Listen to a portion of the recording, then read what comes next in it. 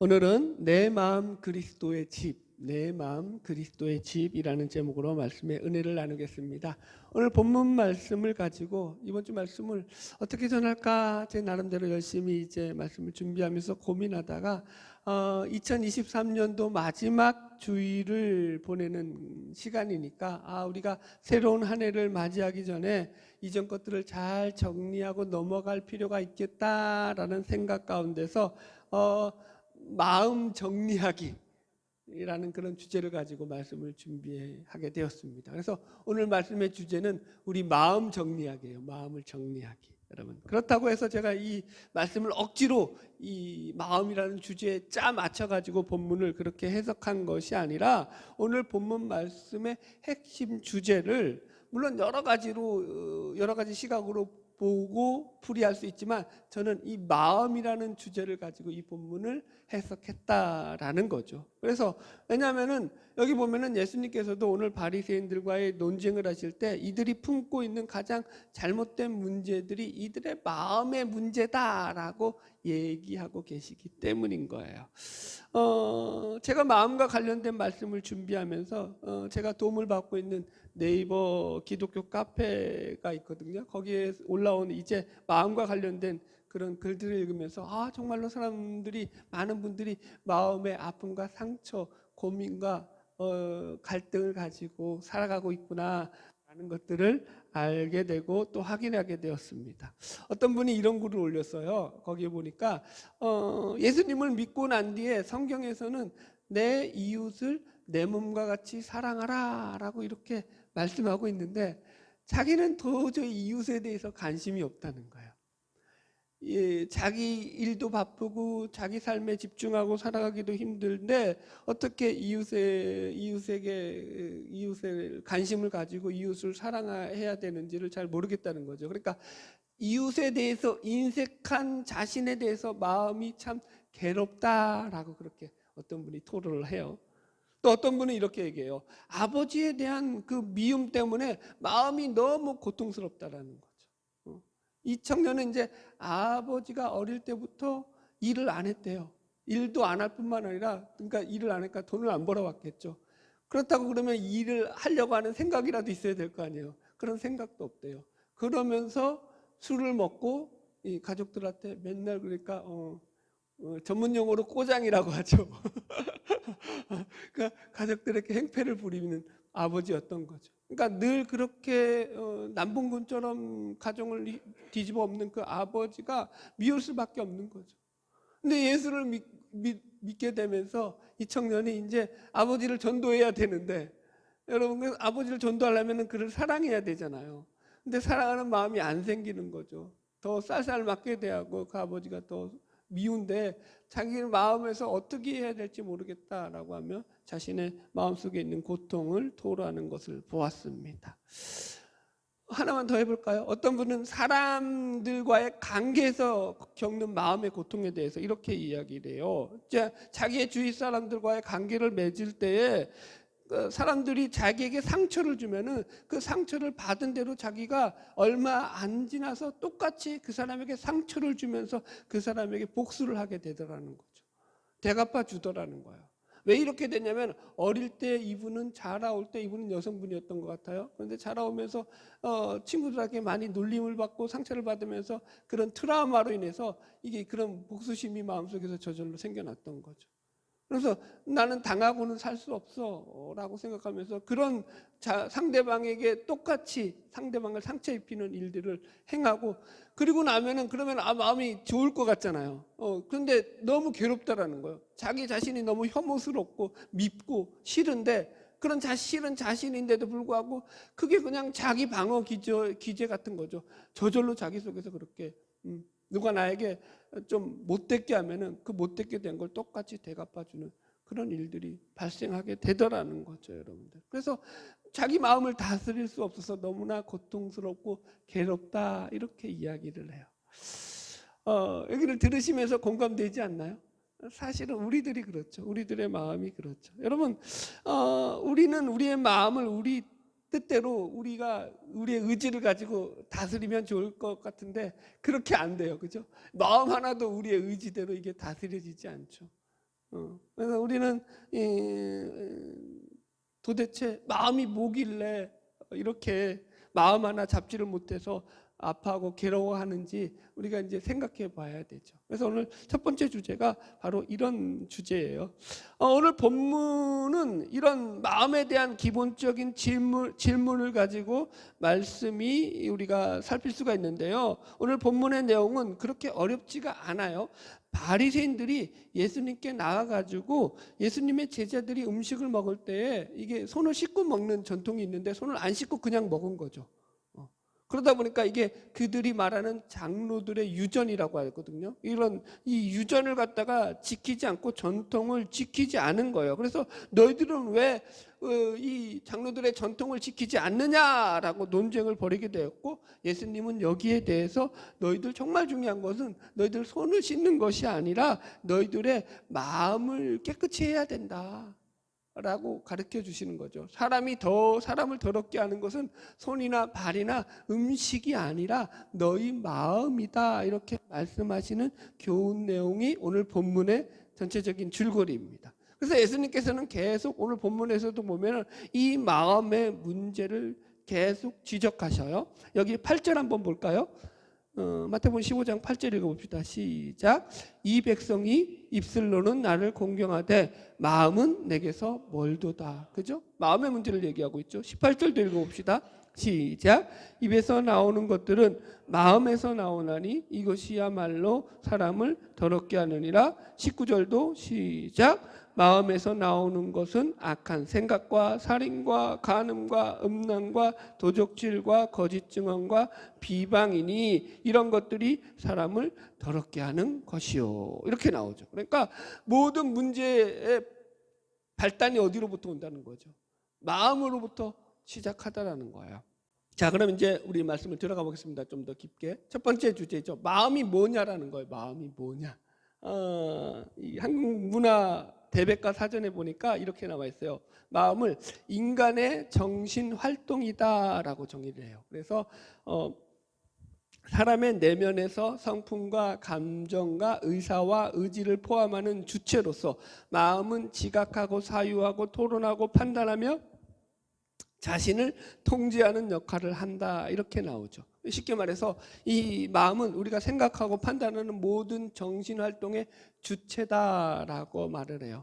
신학에서는요, 이제부터가 중요하죠. 신학에서는 마음이 인간의 지정의를 느끼는 자소라고 이야기를 해요. 자소라는 거 그러니까 어떤 자리, 장소 이런 얘기예요. 제가 이렇게 설명해 드릴게요. 여러분들도 이제 교회를 나오시잖아요. 교회 나오셔가지고 다 앉는 자리들이 계시죠. 그래서 여러분들이 그 교회에 와서 그 자리에 예배를 드리기 위해서 앉으시면은 거기는 앉는 자리도 되는 반면에 거기가 하나의 장소가 되는 거죠. 이게 자소라고요. 우리 지정의가 우리 지식과 감정과 의지가 머물러 있는 장소, 자리, 그것이 바로 지금 마음이다라고 신학에서는 이야기해요. 저는 여러분들에게 쉽게 설명하려고 이것도 여러분들 많이 노력한 거예요. 자, 어느 목사님이 그래서 마음을 갖다가 집으로 비유해서 얘기했는데 저는 그게 참 와닿았어요. 그래서 오늘 제목이 내 마음이 그리스도의 집이다라고 제목을 정한 거죠. 그래서 집이라고 볼 때 이 집을 네 가지로 추려서 우리가 말할 수 있는데요. 첫 번째는요, 이 마음을 존재의 집이다라고 이야기합니다. 존재의 집. 그러니까 사람의 존재가 거하는 곳이 이 마음이라는 거예요. 읽어드릴게요. 잠언서 15장 13절입니다. 마음의 즐거움은 얼굴을 빛나게 해도 마음의 근심은 심령을 상하게 하느니라, 이렇게 나와요. 그러니까 그 사람의 존재가 그 사람의 마음으로부터 나타난다라는 거죠. 이해하시겠어요? 이렇죠. 뭘 들어볼까요? 허무주의자들은요, 그 허무주의가 그 마음에 있는 그 허무적인 생각 때문에 그의 모습 속에서 그런 모습들이 나타나죠. 그죠? 기쁜 사람들은요, 기쁘면 어떻게 해요? 얼굴에 기쁘다고 쓰여 있죠. 두 번째는요, 이 마음은 뭐냐면 사람의 영혼을 담는 집이라고요 이야기하죠. 사람의 영혼을 담아요. 에스겔서 36장 26절. 네, 또 새 영을 너희 속에 두고 새 마음을 너희에게 주되 너희 육신에서 굳은 마음을 제거하고 부드러운 마음을 줄 것이며, 이런 말씀이 나와요. 그래서 에스겔서에서 보면은 이 새 영, 우리에게 부어주는 그 새로운 영을 새 마음에 부어준다라고 말하고 있죠. 이해하셨죠? 그래서 이 하나님께서 하나님의 영을 부어주실 때도 그것을 어디 속에 부어주신다고요? 우리 마음에 부어주신다라고 얘기하죠. 여러분, 이게 왜 중요하냐면 이제 예수님을 믿게 되면은 성령님이 우리 안에 내주하게 되시는데, 성령님이 내주하는 장소, 내주하는 그 집이 어디냐면 바로 우리 마음이기 때문인 거예요. 자, 설명해 드릴게요. 고린도전서 3장 16절이에요. 너희는 너희가 하나님의 성전인 것과 하나님의 성령이 너희 안에 계신 것을 너희가 알지 못하느냐라고 말하죠. 하나님의 성령이 너희 안에 계신다라고 말을 하죠, 바울은. 여기서 그런데 계시다라는 말을 원어로 보면은 이게 그냥 잠시 머물다 이런 개념이 아니에요. 그냥 같이 친구가 같이 동행하듯이 걷다 이런 얘기가 아니에요. 여기서 계시다의 원어는 뭐냐면은 집을 짓고 같이 살다라는 개념이에요. 그러니까 성령이 너희 안에서 너희 마음 가운데 집을 짓고 산다라는 거예요. 너희가 예수를 믿게 되면. 아멘. 그래서 혹 저는 그런 경우가 성령 은사주의 하는 그런 분들 가운데서 혹 이런 경우를 있어요. 예수를 믿고 예배를 드리는데 그 사람이 좀 잘못할 수도 있죠. 그리고 예배에 또 여러분들 늘 집중할 수 있나요? 좋을 수도 있죠. 저는 여러분들이 예배 시간에 조는 거에 대해서 아주 환영하는 목사라고 했잖아요. 얼마나 피곤하실까. 그런데도 와서 말씀을 들으니 얼마나 고맙나. 저는 이런 목사죠. 저는 고마워하는데 어떤 목사들 중에는 혹 이런 분들이 있어요. 그거 존다고 저거 마귀가 들어가서 저렇다고. 그 얼마나 무식한 소리인지 아세요? 그 성경적으로 비성경적인 말인지 아세요? 성령 운동은 좋은데 여러분, 예수를 믿으면 그 안에 예수를 믿는 사람에게는 반드시 그 안에 그 마음의 집에 누가 들어와 있다고요?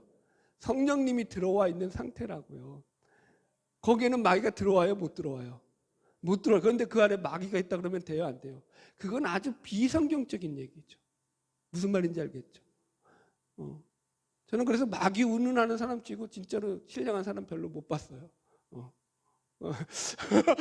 이것도 오바를 했네. 여튼 그래요. 그런데 잘 구분하시라고요. 여러분, 마귀가 우리를 미혹하는 거죠. 그죠? 마귀가 우리 집에 집을 지을 수는 없어요. 예수를 믿으면.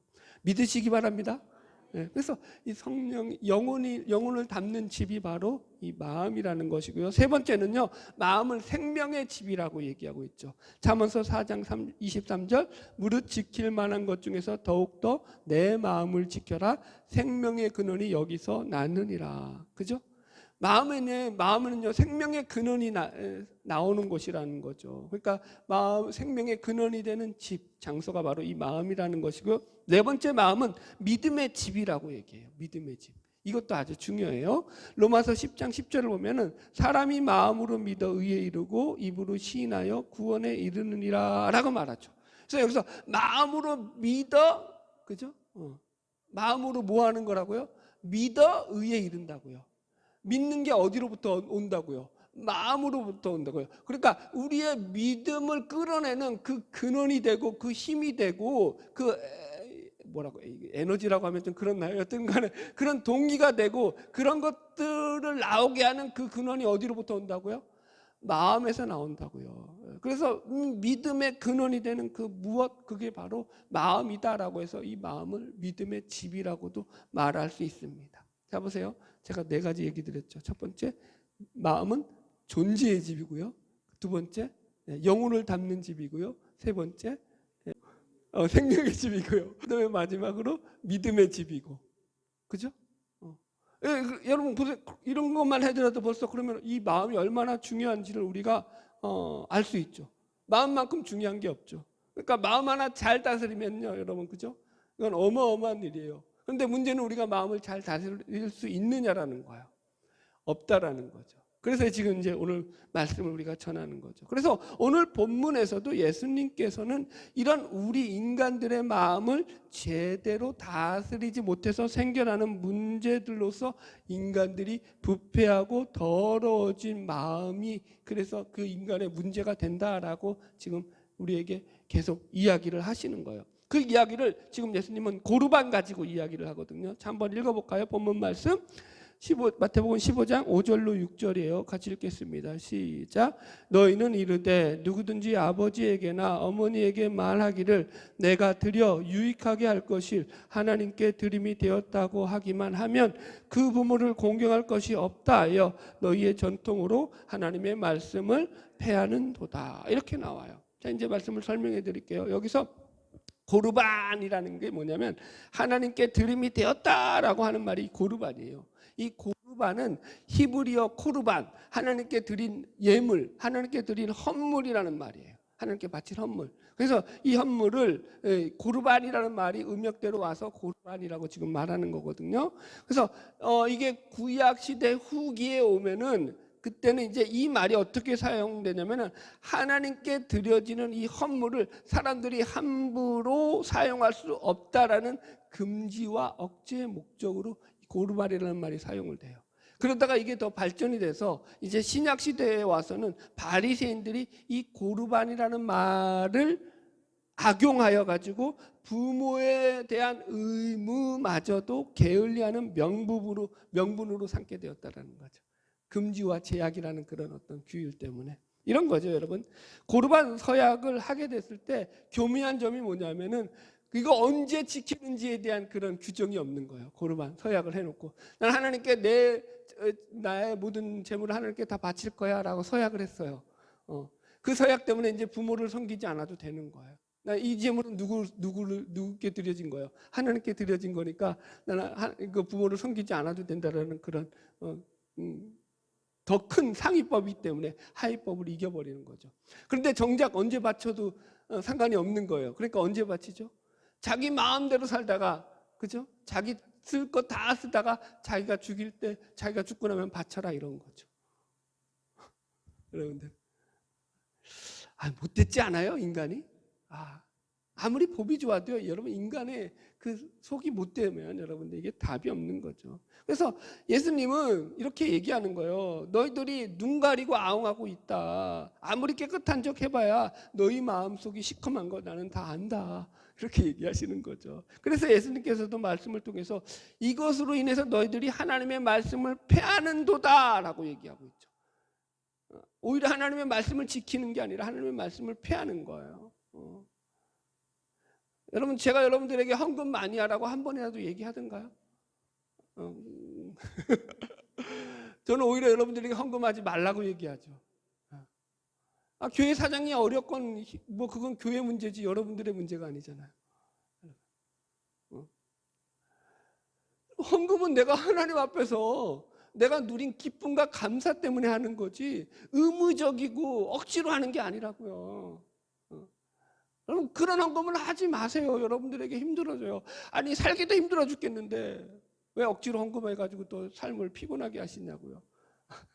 이런 목사 봤나? 교회에서 헌금하지 말라고? 근데 그게 진짜예요, 여러분들. 여러분, 저는 여러분들의 삶이 더 나아졌으면 좋겠어요. 생활에서 더 풍성해지셨으면 좋겠어요. 헌금을 안 하셔도 돼요. 그러나 여러분들이 하나님께 받은 은혜에 대해서 감사하는 마음이 생기고 그분에 대해서 그 사랑을 내가 깨달아 알게 됐으면 그때는요, 하지 말라고 해도 해요. 그럼 제가 헌금을 억지로 할까요? 기뻐서 할까요? 답이 나오겠죠. 그래서 여러분들에게 저는 그걸 요구하는 거죠. 어디 가다가 또 3,000% 빠졌죠? 고르반 하다가 3,000% 빠졌죠? 자, 진도 나갈게요. 지금 예수님께서 결정적으로 그들의 잘못된 신앙, 이런 외식된 신앙에 대해서 하시는 말씀이 바로 그들의 마음과 관련된 말씀을 하시는 거죠.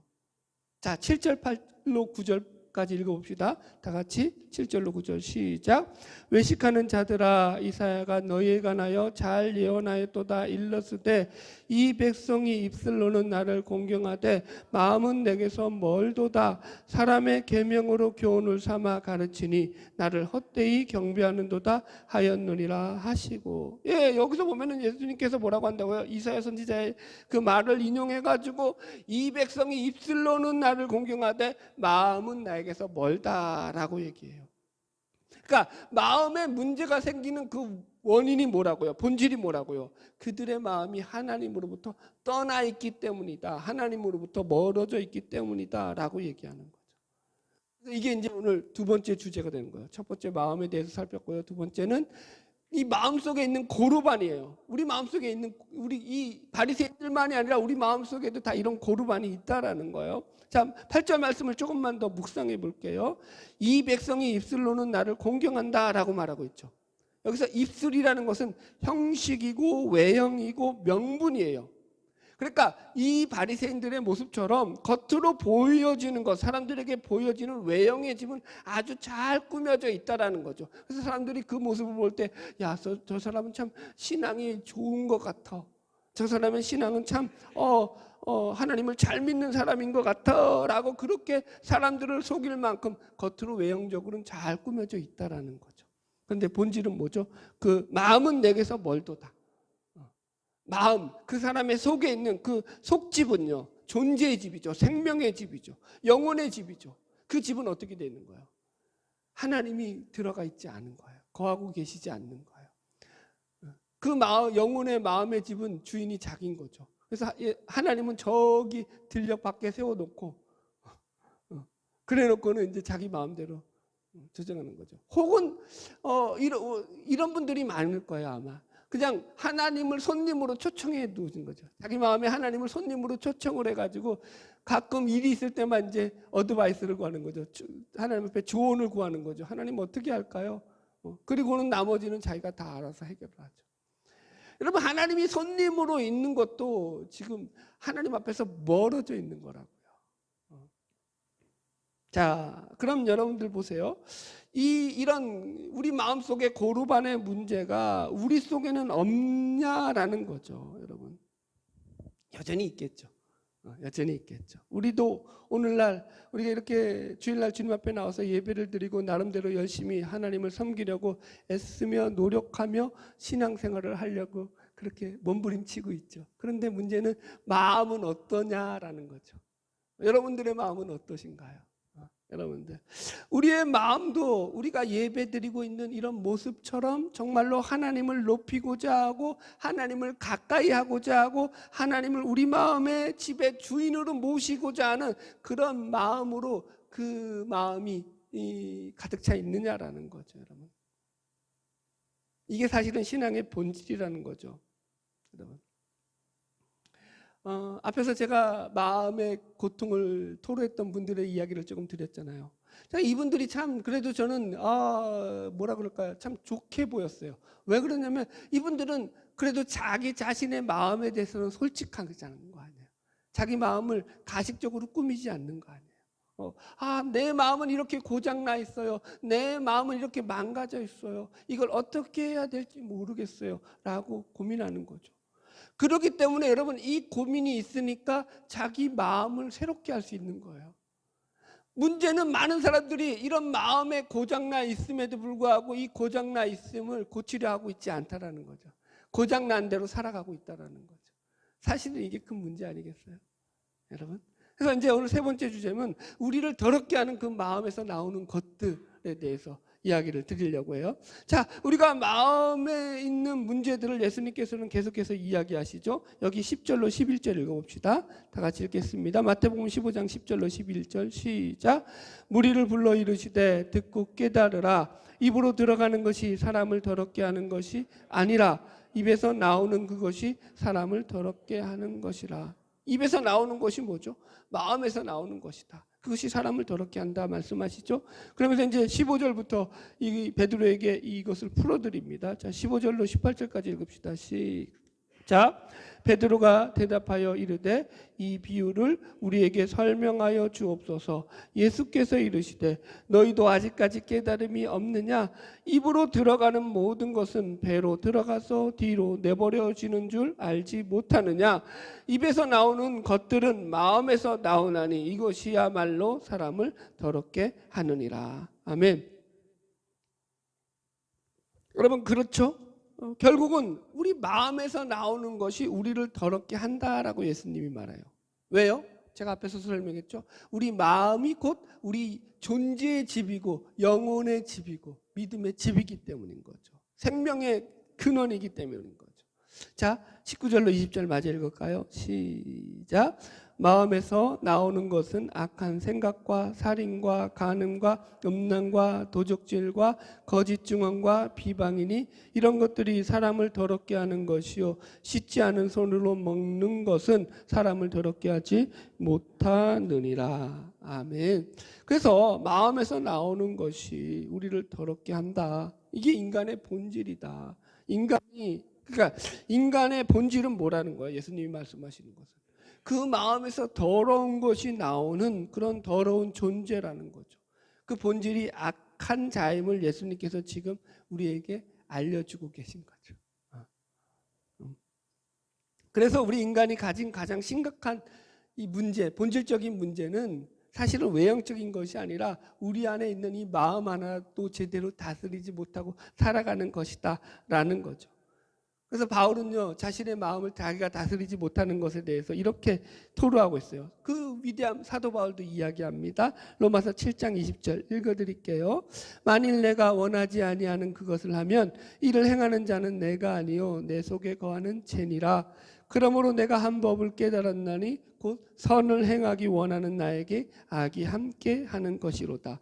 내 속사람으로는 하나님의 법을 즐거워하되 내 지체 속에서 한 다른 법이 내 마음의 법과 싸워 내 지체 속에 있는 죄의 법으로 나를 사로잡는 것을 보는도다. 오라 나는 공고한 사람이로다. 이 사망의 몸에서 누가 나를 건져내랴. 바울도 그랬죠. 자기가 마음이 자기 뜻대로 안 된다. 그래서 이거 내가 하는 게 아니라 내 속에 있는 지체 속에 다른 법이 내 마음의 법과 싸워서 나를 이겨가지고 그렇게 나를 끌고 가는 거다. 아, 나는 공고한 사람이다 라고 고백을 하고 있죠. 여러분, 그렇다고 제가 여러분들에게 여러분 아무 걱정하지 마십시오. 여러분들이 예수 그리스도를 구주로 믿음으로 말미암아 이 모든 문제는 해결될 수 있습니다 라고 이렇게 쉽게 답을 얘기할 수가 없죠. 이게 정답인데도 불구하고, 그죠? 여러분, 예수 그리스도를 우리 마음 가운데 구주로 모시면 모든 문제는 해결돼요. 우리는 그걸 알죠. 이게 정답이에요. 그런데 여러분 이렇게 정답을 얘기했다 그러면 우리 안에 있는 공허함이라든가 마음의 어떤 애통함이라든가 마음의 열등감이라든가 마음의 상함이라든가 마음의 우울감이라든가 이런 모든 문제들이 다 해결받더냐는 거죠. 그거 아니잖아요. 왜 그러냐고요. 저는 그 얘기를 하려는 거죠. 이게 이제 뒷부분이 이게 제일 중요하죠. 제가 이렇게 예를 들어 드릴게요. 여러분 2 더하기 2는 4라는 것을 우리가 답을 안다고 합시다. 그러나 만약에 그걸 몰라요. 그런데 찍어서 맞췄어요. 2 더하기 2가 4라는 것을 찍어서 맞힌 그런 유치원생이 있다고 합시다. 예를 들면. 자, 그러면 여러분 이것은 답을 맞췄지만 답을 아는 거예요? 모르는 거예요? 모르는 거죠. 2 더하기 2가 4가 되려면요 어떻게 해야 될까요? 먼저 1, 2, 3, 4, 5, 6, 7, 8, 9, 10 아라비아 숫자를 알아야 되죠. 그리고 덧셈 공식에 대해서 알아야 되죠. 그래야지 2 더하기 2가 4라는 것과 더불어서 다음에 다른 덧셈 공식이 나와도 답을 맞출 수가 있는 거예요. 마치 이와 같은 거죠. 우리가 예수님을 우리 마음의 구주로 믿으면 우리는 구원받고 우리는 새롭게 되었습니다 라고 우리는 쉽게 답을 얘기할 수 있지만 여러분 그러나 그 정답 속에서는 그 풀이 과정이 반드시 있어야 되는 거죠.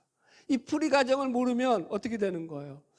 나는 예수를 믿는데도 여전히 공허하고 나는 예수를 믿는데도 여전히 내 삶이 지겹고 나는 예수를 믿는데도 여전히 나는 왜 살아야 되는지 모르겠어요 라고 얼마든지 자문할 수 있죠.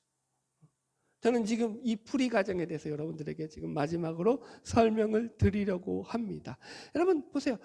결국 여러분 우리 이 마음을 정리하는 문제, 우리 마음을 통제하고 다스리는 문제는 우리의 마음을 새롭게 함으로써만 가능한 일이죠. 마음을 새롭게 한다라는 것은 예수님을 우리의 구주로 받아들인다라는 거예요. 이게 이제 같이 연결되어 있는 거예요. 이 부분에 대해서는 시간이 많이 맞기 때문에 제가 그냥 넘어갈게요. 이 부분은 뭐 여러분들도 다 이해가시죠? 예수를 믿으면 내 마음을 새롭게 하는 것이다.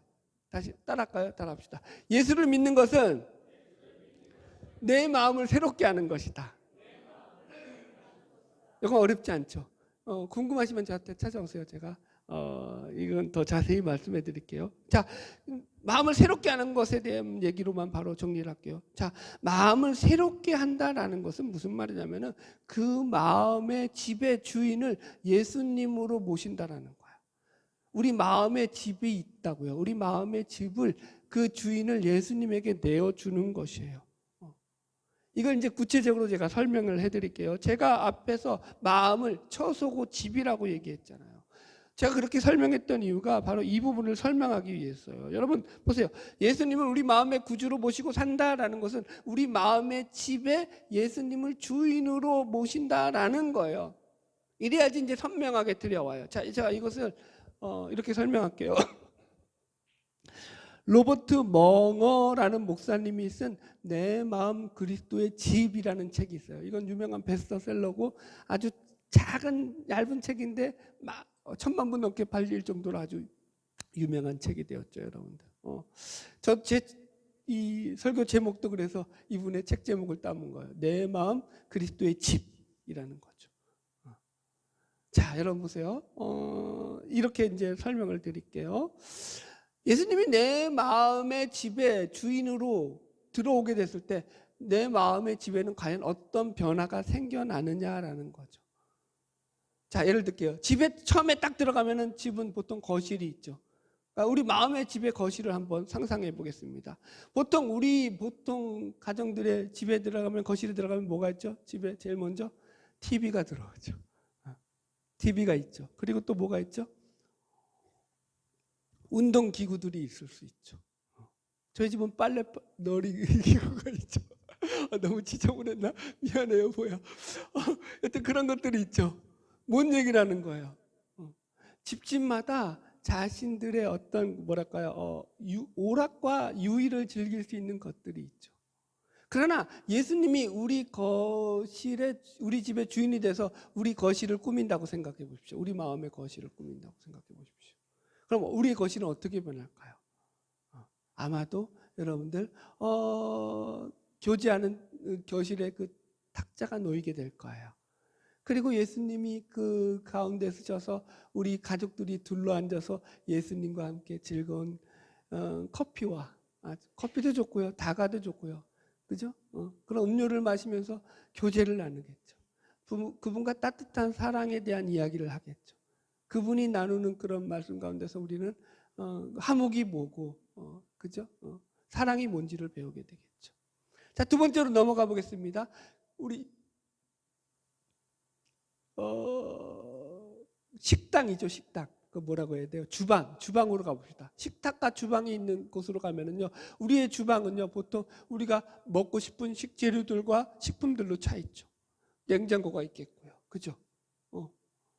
이걸 우리의 마음의 주방으로 넘겨가 봅시다. 그러면 우리의 마음의 주방은 우리가 주인일 때 우리의 마음의 주방에는 뭐가 들어와 있죠?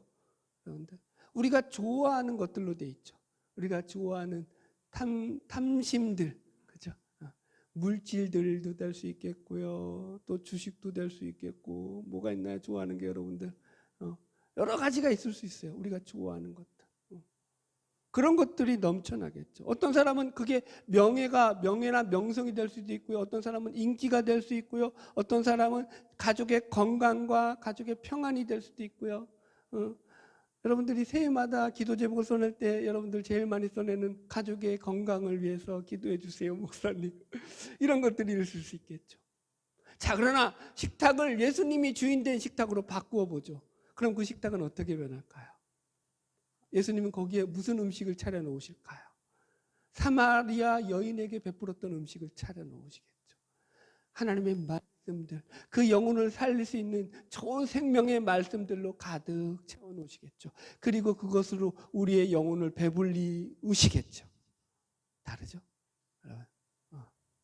자, 우리 서재로 가보겠습니다. 여러분들 서재가 없는 분도 있을 텐데 우리 서재로 가면은요, 그 서재는요, 우리가 좋아하고 우리가 관심 있는 책들로 넘쳐나고 있죠. 세상의 어떤 흐름을 보게 하는 그 세상적인 지식을 얻게 하는 것들, 그렇죠? 세상의 어떤 현안들, 경제 현안들을 관련된 신문이나 잡지, 책들, 혹은 또 뭐가 있을까요? 자기 개발을 위해서, 자기의 개발을 위해서 읽고 있는 그런 자기 개발서들이 있겠죠. 자기가 관심하는 분야, 사회, 정치, 경제, 문화 속에서 뭐 그런 것 책들을 읽고 있겠죠. 그리고 또 뭐가 있을 수 있을까요, 여러분들? 그런 것도 없다면 그냥 게임을 즐기기 위한 컴퓨터가 있을 수 있겠죠. 그러나 예수님이 우리의 서재를 이제 예수님이 주인이 돼서 바꿔놓으신다고 생각해 보십시오. 우리의 서재가 어떻게 변해 있을까요? 아마 책상 위에는 제일 먼저 성경책이 항상 펴져 있을 것입니다. 하나님의 말씀이 성경책이 펴져 있겠죠. 그리고 그 서재에 꽂혀 있는 책들은요, 하나님을 아는 지식들로 가득 찬 책들이 꽂혀 있겠죠. 하나님을 알아가는 즐거움 가운데서 누리는 기쁨이 얼마나 큰지를 그 서재에 가면 알 수 있겠죠.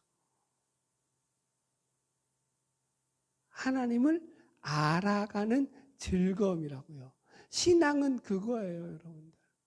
하나님을 알아가는 즐거움이에요.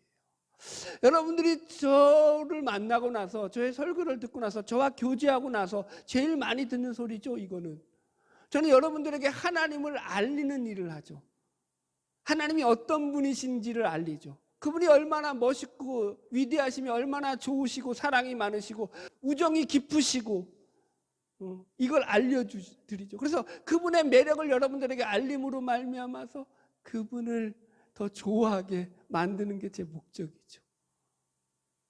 여러분들, 하나님은 매력적인 분이시죠. 저에게는 그래요. 여러분들에게도 그 하나님이 매력적으로 느껴지기를 주님의 이름으로 소망합니다. 마지막 침실만 하고 마칩시다. 침실. 여러분, 침실은 과연 어떨까요? 우리의 침실은 뭐 자기 위해서 뭐 늘 그렇죠. 우리의 휴식과 우리의 어떤 뭐라 그럴까요? 안정과 평안을 취하는 그런 시간이죠. 휴식을 취하는 시간이죠. 그러나 주님이 이 침실을 들어와서 바꾸신다면 이 침실은 어떤 침실이 될까요? 아마 주님이 이러지 않겠습니까? 야, 나는 이 침실에서 너가 아침에 일어날 때 내가 너와 먼저 교제를 나누기를 원한다. 너와 먼저 대화를 나누기를 원한다. 너와 친밀해지기를 원한다. 나는 이 침실에서 너가 나와 함께 아침을 맞이하기를 원한다. 라고 하지 않겠습니까? 여러분들의 여러분들의 침실은 어떻습니까? 여러분, 예수님을 우리 마음의 집의 주인으로 모셨다라는 것은 이렇게 매일매일 주님과 밀접한 교제를 나눈다라는 의미예요. 그게 마음이 새로워진다라는 거라고요.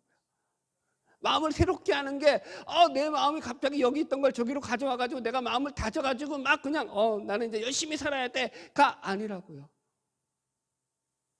내 마음을 그분께 드리는 거예요. 그분에 대해서 관심을 갖는 거죠. 그분을 알아가는 거라고요. 그걸 즐거워하는 거라고요. 여러분, 이 새로움이 없으면 예수님을 믿으면서도 여전히 우리 속에서는요, 공허함을 느끼죠. 내 마음의 집의 주인을 아직까지 자신이 차지하면서 예수님은 그냥 손님으로 모시고 있기 때문인 거죠. 예수님은 내가 어려울 때 나에게 도움을 주는 그런 어떤 조력자 정도밖에 안 되죠. 그런 예수님은 여러분들 믿으면 여러분들 우리 안에 진정한 평안이 있을 수 없어요. 진정한 만족도 있을 수 없고 진정한 기쁨도 있을 수 없죠. 예수를 믿어도 점점 더 괴로운 일들은 많아지죠. 여러분들, 자, 말씀을 마치겠습니다. 우리의 마음은요, 우리의 노력이나 우리의 의지로 고칠 수 있는 문제가 아니다라는 게 큰 전제였죠. 그죠? 여러분들이 마음을 여태까지 여러분들 다 잡아 보셨잖아요. 고치려고 해보셨잖아요. 뭐 작심삼일은 뭐 한두 번 해봤나요? 수도 없이 해봤죠. 그죠? 그 마음을 고칠 수 있는 유일한 비결, 유일한 방법은 우리의 마음을 새롭게 하는 것이고 우리의 마음의 지배, 주인을 예수 그리스도로 모시는 거라고 했어요. 이걸 여러분들 그래서 로버트 멍어 목사님은 명의 이전이라고 얘기해요. 명의 이전. 제가 이런 거에 약해서 명의를 이전하라고요. 내 집의 명의가 내가 아니라 누구라고요? 주인을 예수님으로 이전시키라고요. 명의를 이전시키라고요. 그렇게 되면은 여러분들은 정말로 자유하게 될 겁니다. 안 해보신 분 있다면 한번 해보십시오. 제가 이거 적극 권해드리는 거예요, 여러분들. 집이 훨씬 커져요. 마음의 집이 훨씬 넓어져요. 마음의 집, 여러분, 우리 세상에 사는 집도 좁으면 속상하잖아요. 마음의 집도 마찬가지라고요. 내가 내 주인 되면 갑갑해요. 근데 그분이 내 마음의 집의 주인이 되면 넓어지죠. 자유해지죠. 기뻐지죠. 여러분 얼마나 매력적입니까? 그런 기쁨과 소망과 평안이 저 여러분 가운데 있어지기를 주의 이름으로 축복합니다. 찬양하겠습니다.